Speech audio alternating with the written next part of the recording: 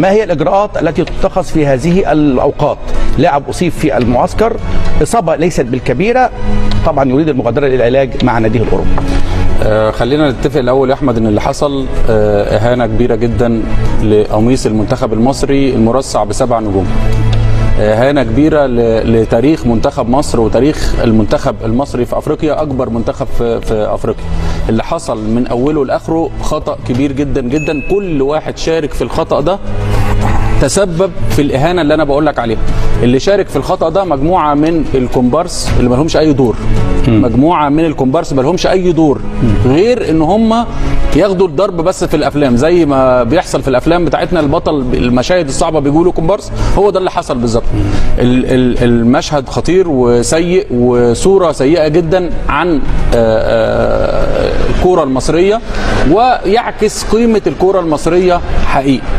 ده اللي موجود دلوقتي وبيحصل في مصر، وانا عشت الفتره دي مع المنتخب البطوله اللي فاتت وشفت حاجات انا ما ينفعش تتقال، انما اللي بيحصل ده نتاج للي الناس بتفكر فيه. صلاح، ناس كتير جدا، صلاح غلطان طبعا، ما حدش يختلف على غلط صلاح في النقطه دي ويتحمل جزء.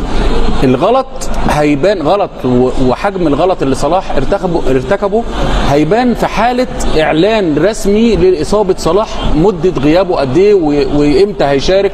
الكلام ده يبقى هو طوق النجاه الوحيد لصلاح ولكل الناس اللي بنتكلم عليها دي. لو صلاح غاب فتره طويله يبقى انت صلاح انقذت كل الناس اللي حواليك دي، وانقذت نفسك من القيل والقال.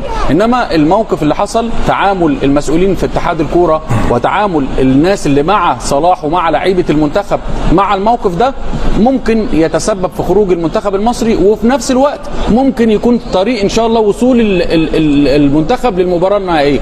الروح والاداء وتقديمه للاعبين النهارده ممكن يبقى حاجه مختلفه تماما. وفي موقفين هبقول لك عليهم بس عشان الاعلانات والوقت هبقى يعني في كلام تاني. طيب تمام.